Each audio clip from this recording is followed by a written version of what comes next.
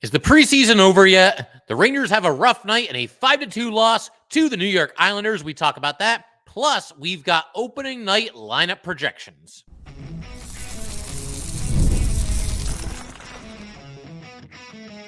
You're Locked on the New York Rangers, your daily podcast on the New York Rangers. Part of the Locked On Podcast Network, your team every day. Welcome back, Blueshirts fans, to episode number 1154 of the Locked On New York Rangers podcast. I'm your host, John Chick. Just want to thank you guys, as always, for making Locked On New York Rangers your first listen every day. We are free and available on all platforms, including YouTube. And today's episode of Locked On New York Rangers is brought to you by FanDuel. Place your first $5 bet, and you will get started with $200 in bonus bets guaranteed. Visit FanDuel.com to get started. And we are, of course, part of the Locked On Podcast Network, your team every day. And that intro song is, of course, Leave the Lights On from our good friends in Passafire. You can check those guys out anywhere you get your music. So the Rangers conclude the preseason with a 4-2 record, a rough showing against the Islanders last night. The Rangers go up 2-0. They give up 5 unanswered goals. A couple of them, late in the game, sort of in garbage time, although you can't really call it garbage time because the Rangers were only down 3-2 until they gave up those 2 late goals. But just not a good night. Just couldn't really get anything going. No sustained forecheck. And it was interesting because when the Rangers got up 2-0, I mean, that's nice and everything, but they really didn't have any business being up 2-0 at that point in the game. I thought they were mostly getting outplayed. The shots at that point in the game, I think, were something like 12-4 in favor of the Islanders. And I would call the Ranger goals like complete luck because, they did work hard to get possession of the puck in the offensive zone, won a couple of board battles there, but some funky bounces on both of those goals. The one goal by Brodzinski, the puck shot like a mile up into the air, came back, landed on Varlamov's back, rolled into the net. And then the goal by Fox, it took them a while to figure out who actually scored it because Fox took the shot, save made, bounce off of somebody and into the net. They thought it might have been Kakko. They thought it might have been Chytil. Looks like it actually turned out to be the Islander defender that was there because it ended up being Adam Fox's goal. And obviously, if it would have touched Chytil or Kakko, it would have been their goal. But that was pretty much it as far as the positives in this game. Just not a great night. It's not that big of a deal. Look, I would have loved to have seen the Rangers play strong and win this game 5-2 as opposed to lose it 5-2, especially because this is sort of the dress rehearsal and it is the last game before the start of the regular season. But none of this is going to matter in a few days. Once the regular season starts, the preseason is gone and forgotten about. And one thing that I'll throw out there again, you guys remember this, some of you, I'm sure. Last year in the preseason, Rangers went 1-5. Half the fan base is getting ready to jump off a bridge. And lo and behold, they go on to have the best record in the NHL. So it would have been nice in the here and now. We'd be feeling a lot better if they played a little bit better in this game. But once the puck drops for real and these games all count, nobody's going to be thinking much at all about really anything that went on in the preseason. And of course, this was not a bad preseason for the Rangers. There was a lot of good to come out of it. Again, I just mentioned they went 4-2. Some players really stepping up. We're going to talk about that a little bit later in today's episode. But right now, I want to go ahead and kind of just break down the lineup here because I do think it is pretty close to what we're going to see on opening night for the New York Rangers. So the top line, Kreider, Mika, and Smith. These 3 players all played 3 games in the preseason, and they were all basically joined at the hip for all those games. This has been the line. When one of these guys has dressed, they've all dressed, and they've all been part of a line. I do think this should be the line, the top line for the Rangers going into the season. And again, I know some people are going to be like, the top line is the Panarin line. Yes, it kind of is, but the way the Rangers list it, I'm going to keep calling this the top line. That's how they list it on the depth chart. Yeah, I mean, we'll see what happens. It was kind of a mixed bag for these guys. Kreider ended up with 5 points in the preseason, kind of quiet for Mika and Smith, though. And I feel like they're still kind of working out the kinks a little bit, trying to find that chemistry together. A little bit of a mixed bag for them. And we're going to talk about this line also in greater detail a little bit later in today's episode. Second line, left to right, you had Othman, Trocheck, and Lafreniere. Right before I hit record, like literally, I'm about to hit record. I'm like, maybe I should check Ranger Twitter to see if anything happened. Brandon Othman and Ryder Korzak have both been sent down to the Hartford Wolfpack. And on one hand, coming into the season, I think a lot of us were maybe thinking, hey, Brandon Othman could make this team at a training camp, and wouldn't that be cool? And he could just kind of take the bull by the horns and run with it. But to me, he didn't play. I mean, he had some points. He had some moments. He had those flashes where you can certainly understand why the Rangers really like this kid and why they picked him as early as they did. I think he was the number 16 overall draft pick the year that the Rangers took him. There's a lot to like there, but I don't think he consistently jumped off the screen enough during this preseason where you look at him and say, man, this guy's got to be on the opening night roster. And the other positive news to come out of this, Brennan Othmann being sent down, is that tells me that the Rangers are feeling pretty good about Artemi Panarin's chances of being out there on opening night. Because if Panarin was going to miss opening night, I think the Rangers might have done what they did in this preseason game, and rather than scramble all the lines, just slot Brennan Othmann right there into what is usually Artemi Panarin's spot in the lineup. So we'll see Othmann sooner or later. He'll be back up at one time or another, but for the time being, let him go down there with the Wolfpack, let him be one of their best players, build his confidence back up, and when you call him up, hopefully you've got a role for him. The third line, Cooley, Chytil, and Kakko, no real surprises there. These three have been playing with each other for just about the entire preseason as well. There have been some games where maybe one or two of these guys are in the lineup and one or two of them aren't, but for the most part, all signs have been pointing to this being the Ranger third line, and I think that's probably the way to go. The fourth line, this was interesting. You had left to right, Brodzinski, Carrick, and Rempe. This does make me a little nervous because I really think that Adam Edstrom has earned a spot in the lineup, and I really think that that's giving the Rangers the best chance to win based on how he's played in the rookie games, training camp, the preseason. Adam Edstrom has been absolutely awesome, and you could honestly make the argument that you look at the rest of the players here, Brodzinski, Carrick, and Rempe. I mean, none of them have outplayed Edstrom. I think Rempe's been really good in this preseason. Brodzinski quietly has 4 points in the 4 games that he's played. Carrick, he's not going to get a lot of points. He's a hard-nosed player, though. But, I would have Edstrom out there. I mean, I'm going to spoil a little bit of what I'm going to talk about a little bit later. I would have Edstrom into the lineup at left wing, and I would put Brodzinski into the lineup at fourth line center over Carrick. That's just me, and I'll elaborate on that a little bit more. But for a game that's mostly a dress rehearsal and mostly the players that you're going to see on opening night, for Edstrom to not be there, and granted, he has played a lot in the preseason, that does make me a little nervous. I hope that they don't send him down and just go with, some random veteran there in his place, because Edstrom has absolutely earned that opportunity. You've got Miller and Fox. We've talked about this off and on throughout this podcast, and I'm not the only one. Certainly other Ranger fans have talked about this as well, but that is kind of an intriguing pairing. Keandre Miller, Adam Fox, very dynamic and both, very strong two-way defensemen. That could be a lot of fun. Your second pairing is Zach Jones and Jacob Trouba, the latter of whom remains in the top 4 over Braden Schneider, at least on this night, and that's probably the way it'll be in the regular season as well. Matthew Robertson and Braden Schneider as your third pairing. And I said this in the last episode because we found out that Robertson was going to play in this game. This, to me, the reason why Robertson was in the lineup for this game is because he had only played one other preseason game, and I think they just want to get another look at him, give him another chance to put his best foot forward. I don't think he's in serious consideration to be in the opening night lineup. I definitely believe that he's going to be with the Hartford Wolfpack to start the season. But I kept an eye on Robertson throughout the night. A little bit of good, a little bit of bad. There was a play in the first period where the Islanders were coming in strong on the forecheck, and Robertson was going behind the net to get it. He did a nice job shielding the puck, moving it along the boards with a lot of Islanders bearing down on him. He took a hit there as well. There was also a bit of a miscue. Now, he had the puck in a tough spot. He was kind of along the boards on the side, kind of retreating into his own zone. He didn't really have anywhere to go with the puck, but he tried to move it up the boards, and it was immediately intercepted, and this led to a good scoring chance for the Islanders. They didn't score, but Robertson basically gave it right away there. He made a nice play in the second period where he disrupted a shot. The Islanders had a chance from in pretty deep, and Robertson, with that long reach of his, able to deflect the shot. I think it went out of play, but one way or another, it didn't go anywhere near the net, so that was a nice play there. And the third period, Robertson clearly not afraid to mix it up with some of the bigger names, that being Anders Lee. They got into not a fight, they didn't drop the gloves or anything, but a little bit of a skirmish after a play. And something else that I'll mention here, something that's very telling to me, because we're not sure, who's the sixth defenseman going to be on opening night. There's probably, if you want to count Robertson, which we'll count him, we'll say he's a dark horse candidate. You got Robertson, you've got Mancini, you've got Mackey, and maybe Ruedel.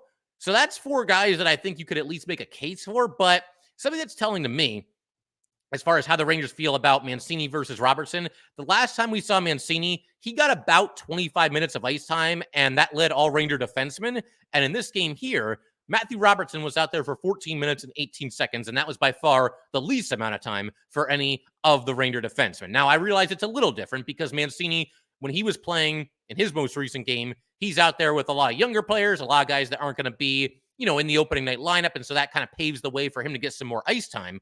But if the Rangers were really, really considering Robertson for that role, then I got to believe he would have been out there for longer than 14 minutes and 18 seconds in the preseason finale here. And no slam dunk, that's not for sure. I might say all this, and maybe Robertson is the guy on opening night. Who knows for sure? But to me, it should be, and it very likely will be, Victor Mancini, with Connor Mackey probably being the second most likely to open the season in the opening lineup. So, yeah, that's pretty much it. I mean, I think what you see is what you get as far as this lineup last night and what the Rangers are going to look to do on opening night, with the couple of changes that, I mentioned as we went through it there. But yeah, I mean, I don't know about you guys, man. I'm kind of over the preseason. I certainly see the need for the preseason. I have an idea, though. I'm going to pitch this. Next year, instead of 6 games, let's drop it down to 5. I think 5 should be enough. I'm reasonable. I'm not saying take it from 6, knock it down to 2 or anything like that. Let's just get rid of one of the games and get into the regular season just a little bit quicker. I think a lot of people would be on board with that. But gonna keep everything rolling just a second here. I want to basically, in our next segment, just do an entire list, one thing to the next, all of the best and the worst of the preseason for the New York Rangers. The awesome stuff that happened and the things that happened that maybe were at least somewhat disappointing. And we'll get to that in just a second. All right, we just want to take a quick minute to let everybody know that today's episode of Locked On New York Rangers is brought to you by FanDuel. Hey, NFL fans, you can start the season big with a big return on FanDuel, America's #1 sportsbook. So when you get a hunch in the middle of the game, you can check out the latest stats, view live play-by-play, and so much more on the same page where you place your bets. You'll get started with $200 in bonus bets guaranteed when you place your first $5 bet. That is FanDuel.com.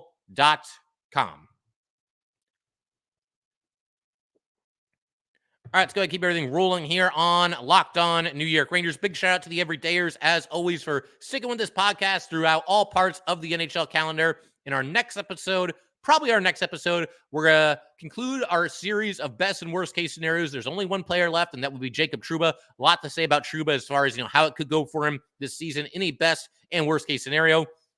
If there's any news coming out of Ranger camp, we'll certainly talk about that as well, as far as, who's going to make this team and who gets sent down to the Wolfpack. We saw, obviously, Korczak and Hoffman both sent down today, right before I hit record here. And also going to do the episode where we read all of your stories from, how you celebrated any of the Ranger playoff overtime wins from this past season. But for right now, let's go ahead and shift our attention to the best and worst of the preseason. We're just going to go from one thing to the next. We're going to alternate back and forth, best, worst, all the way through. I think the best thing from the preseason, or one of the best things rather, I do have one at the very end that I'm going to say is the absolute best thing, but we'll save that for the end of the list. One of the best things, I'm going to say the emergence of Adam Edstrom and Victor Mancini. And this has, of course, been a storyline for the Rangers throughout the entire training camp, really going all the way back to the rookie series, because the two of them absolutely killed it. They looked like superstars. Now, I realize they're playing alongside other rookies and against other rookies, so it's a little bit easier to do that in such an environment. But they picked up right where they left off in the preseason from what they had done in the rookie series. And you hope that can carry over to the regular season if both these guys can make this team. But, Adam Edstrom ends up with 3 goals in the preseason. I mean, who had that, right? 3 goals for Adam Edstrom, including a late game winner against the Islanders where he scored on a deflection. Also had an assist, not to mention the 3 goals in the 2-game rookie series against the Flyers. I had Edstrom as something of a roster long shot coming into this season, this preseason, this training camp. Not that I would have been floored or just absolutely stunned if he made the team, but I would have definitely said it was less than 50-50. And at this point, I don't see how, and I talked about Edstrom a little bit in the last segment, I don't see how you can look Adam Edstrom in the eyes and be like, no, you know what? You didn't do enough, man. You haven't earned your spot yet. You got to go back to Hartford. There's nothing more that this kid could have possibly done throughout this entire, preseason here. So that being the case, I think he's earned it, and I think the Rangers will act accordingly.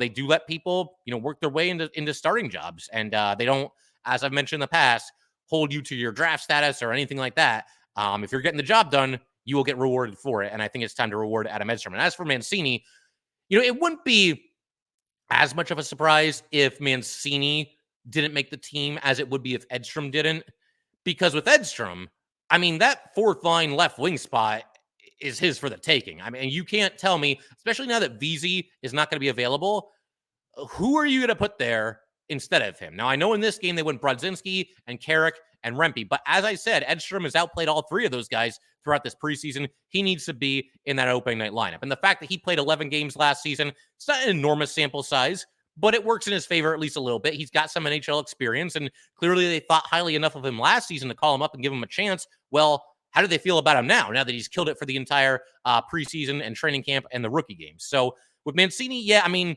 the injury to Lindgren would seem to open up the door for him, and I do think he should be the guy. But at least with Mancini, you could say, well, he's still very young. He hasn't played in the NHL yet. We've got some veterans here who have also played well in the preseason. You could see them kind of using that logic. And maybe there's a situation where, they don't want to expose a Ruedel or a Mackey to waivers. And of course, if Mancini was sent down to the Wolfpack, he would not have to clear waivers. The other two would. So that's something to consider as well. But to me, that's not enough of a reason to keep Victor Mancini off this team and out of the opening night starting lineup. Worst, one of the, I don't want to say worse. I don't want to make it sound like it's all doom and gloom, but one of the, let's just say not so good things of the preseason. I think we got a very, very mixed bag from the Kreider, Mika, and Smith line. The first, and again, they played 3 games together. The first of those 3, I thought they clicked, even though they didn't really get rewarded in the points department. Some really crisp passing, some creative zone entries as well. Good stuff all around in that first one. The second game, I thought they looked great. They really picked it up there. And, I think they all got on the score sheet in that game, the second game that they played together. This third and final game against the Islanders, though, not a whole lot going on for this line. Not a lot of quality scoring opportunities. A little bit of a nothing game, what I call a nothing game. And you just don't want too many of those from one of your top lines. There were plays where, this is a play that kind of exemplified it, I think. In the third period, Mika Zibanejad has a chance shorthanded. He's going up the left side of the ice, tries to force a pass to his right to K'Andre Miller that simply was not there. It's just one play, but I think it kind of embodied the night for this line. And I realized they were shorthanded at the time. It wasn't even the full line on the ice. But, yeah, you look at this last game, these 3 players combined for no points. They were a combined -3, only 6 total shots on goal. All 3 of them had 2. And 0 hits. So just, again, not a whole lot going on, just not a very noticeable line. And you don't want your first line to be unnoticeable. It'll happen once in a while, sure, but that can't be, a trend or certainly the norm. And, you look at the final stats, if you just want to go by points. Now, Kreider, he did have 3 goals and 2 assists. Just 1 assist for Smith, though, and just 1 assist for Mika Zibanejad. But obviously, you hope that better days are ahead of this line. Like I said, it's not like there weren't flashes. It's not like there weren't any reasons to believe that this line could eventually, be very, very good together. But yeah, I would have liked to have seen a little bit more from this trio. Something else that was one of the best things that come out of this preseason, Zach Jones. Zach Jones taking advantage of his opportunity in a big-time way. He looks like a poised, confident, ready-to-go player. You can tell just by watching him, seeing him go about his business. This is somebody that has been waiting for this opportunity. He's been knocking on the door. And last year, he really just fell victim to circumstance because he ended up playing a career-high 31 games, which is awesome. But he also was a guy that, through no fault of his own, kept getting squeezed out of the lineup once everybody was healthy. Once he was healthy and everybody else was healthy, there were 6 defensemen in front of him, and he was never able to knock one of those guys out of the way. It probably would have been Gustafsson because I don't think any of the other 5 defensemen were going to come out of the lineup. But bottom line, Jones is awesome. Again, he very dynamic, offensive defenseman.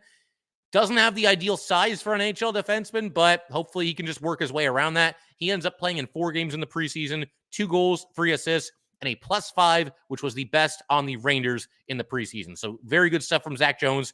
And he's going to be a very important player to start this season, especially with Ryan Lindgren out of the lineup. And Zach Jones, very, very likely tabbed to start the season in the top 4.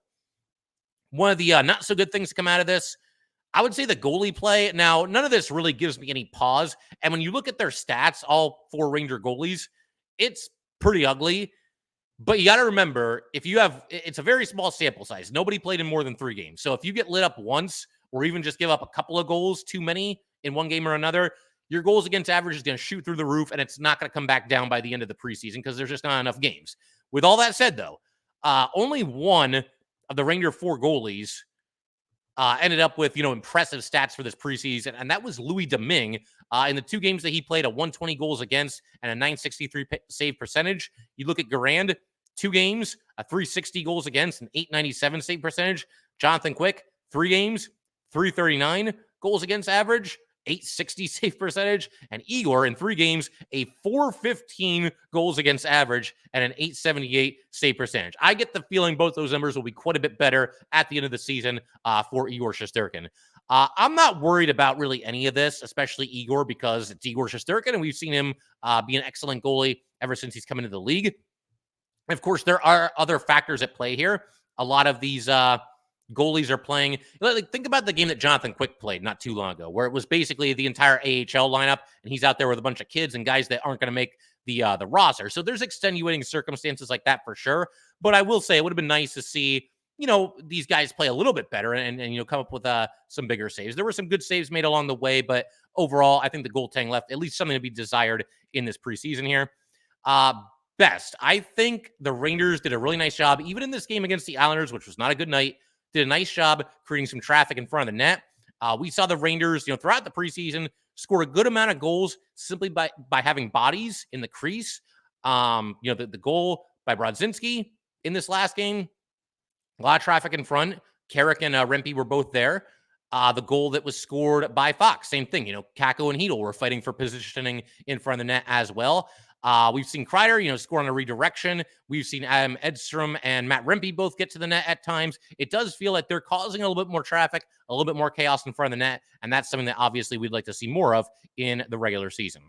I would say worst, the injuries. I mean, we have to mention this. Obviously, the biggest thing with the preseason, you want to get through it healthy, and the Rangers were not really able to do that. It is what it is. Injuries do happen, but Lindgren is out for several weeks. Jimmy Vesey is out for several weeks, and Panarin is iffy for opening night after leaving early in each of the last 2 preseason games in which he played.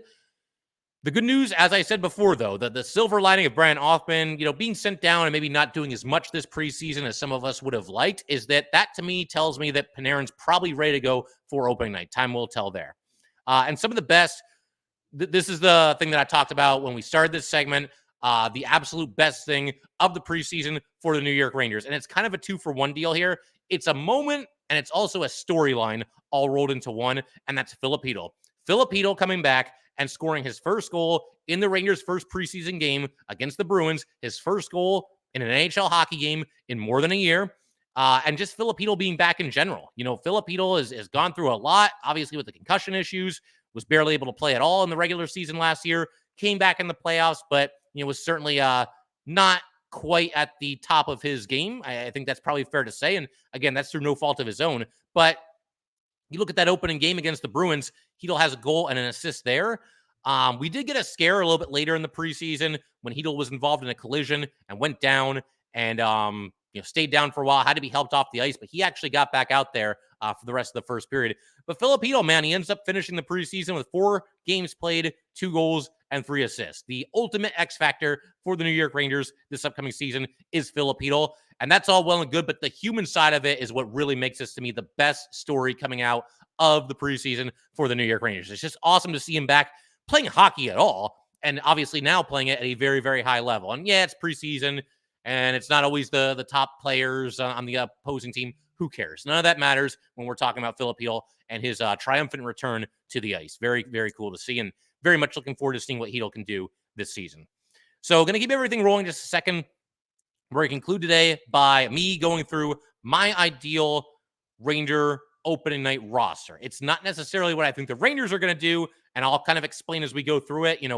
This is what I would do. This is what I think the Rangers will do. You'll see when we get there. We'll talk about that in just a second. All right. We just want to take a minute to let everybody know that today's episode of Locked On New York Rangers is brought to you by our good friends at Gametime. Gametime has a new feature called Gametime Picks that makes getting tickets for your favorite live events even faster and even easier. Gametime Picks filters out the fluff to show you only incredible deals on great seats, so you don't have to waste time searching through thousands and thousands of tickets. Gametime Picks. Curation makes it easier to save more on sports, concerts, comedy, theater, etc. All in pricing. Toggling this feature shows the total up front with no surprise fees at checkout. Seat views. Get a panoramic view of your seat in the app before you buy. Love that feature. The lowest price guarantee or Gametime will credit you 110% of the difference. And Gametime ticket coverage, your purchase is covered with the most flexible customer service policy in the ticketing industry. Take the guesswork out of buying tickets with Gametime.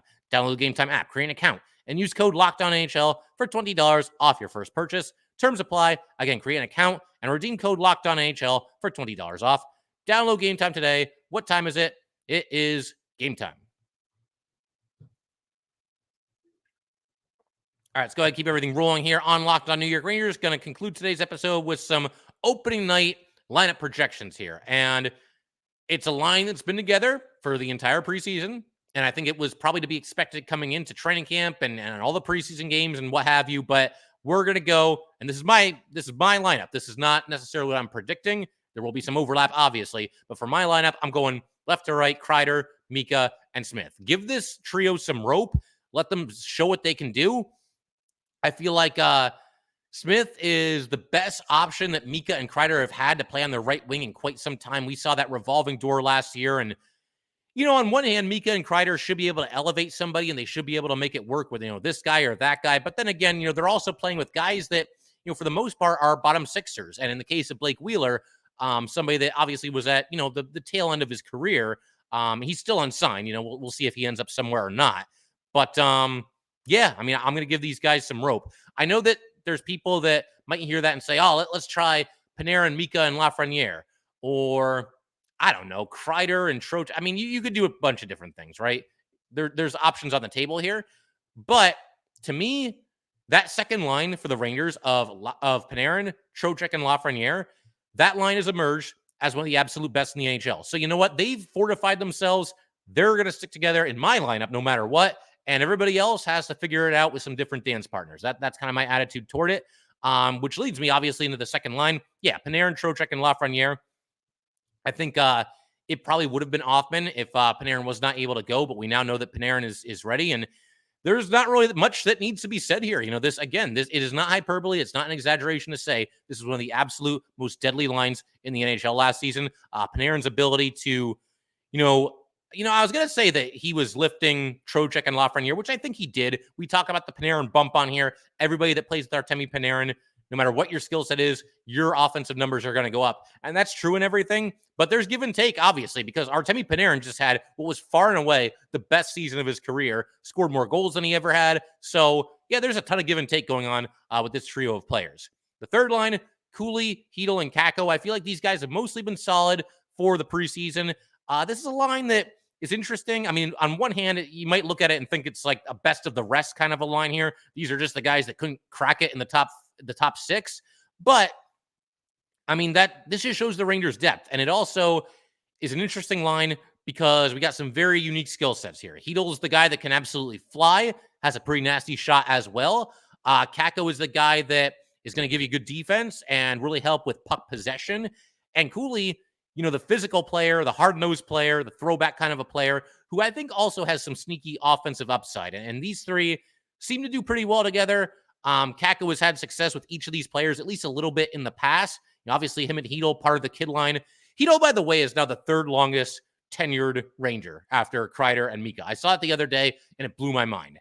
Because it wasn't just like a year or two ago when he was part of the kid line, right? And now he's the third longest tenured Ranger. So, yeah, Filip Chytil, grizzled veteran on the New York Rangers. But, yeah, I do like this line, and I think this is how they should start and how they will start.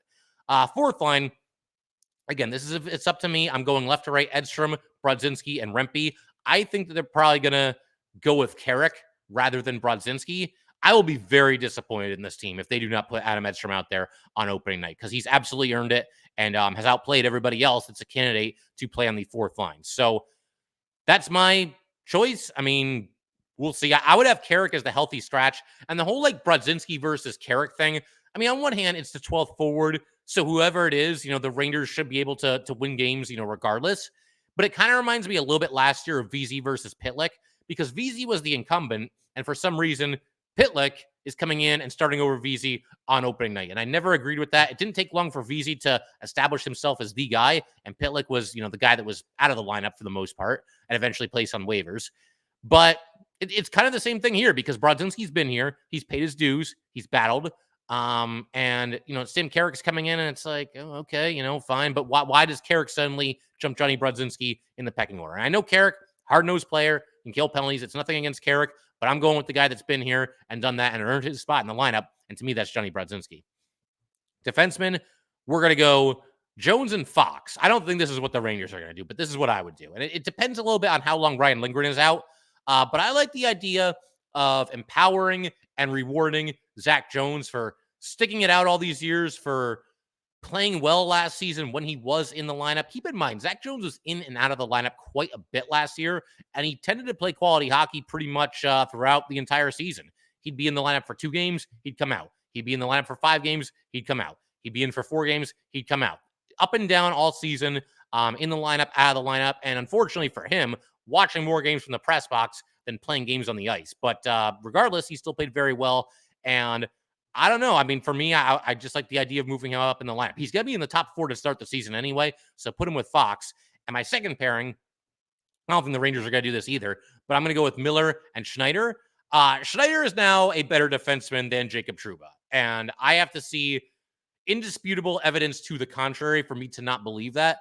I saw indisputable evidence in favor of that throughout pretty much all the last season, and I also saw what a lot of you saw. Keandre Miller tends to play better, or at least he did last year, with Braden Schneider than Jacob Trouba. So for me, that should be your second pairing. And then your third pairing, Mancini, I got to have him in the lineup. I think he probably will be in the lineup for the Rangers. And I'm going with Jacob Trouba on the third pairing. That's your third pairing there. Trouba, to me, needs to earn his way back into the top 4, but I feel like the Rangers are going to sort of do the opposite, and they're going to start him in the top 4, and they'll leave him there unless he proves beyond any shadow of a doubt that he should not be there. I kind of get the feeling maybe a little bit of a make good from the Rangers to Trouba after a messy offseason, and maybe, just loyalty and genuinely believing that, okay, he's better than what he showed last year and certainly during the playoff run. So I think Trouba will be in the top 4, but for me, he'd be on my third pairing alongside of Victor Mancini. And the healthy scratch for the defenseman, I mean, if we assume they only keep one, it really just comes down to whichever one I would least rather have go on waivers between Mackey and Ruhwedel. And I think I would actually like to keep Mackey around. He plays with some edge, and I think, to be fair here, he's just played better than Ruhwedel this preseason. And that being the case, I'm gonna go ahead and expose Ruhwedel to waivers. Hopefully he clears and heads down to the Wolfpack, but I would go with Mackey as the number 7 defenseman and somebody that can step in if you have a game where it's going to get nasty. He can obviously play with some edge, and somebody with some NHL experience. Not as much as Ruhwedel, but some NHL experience.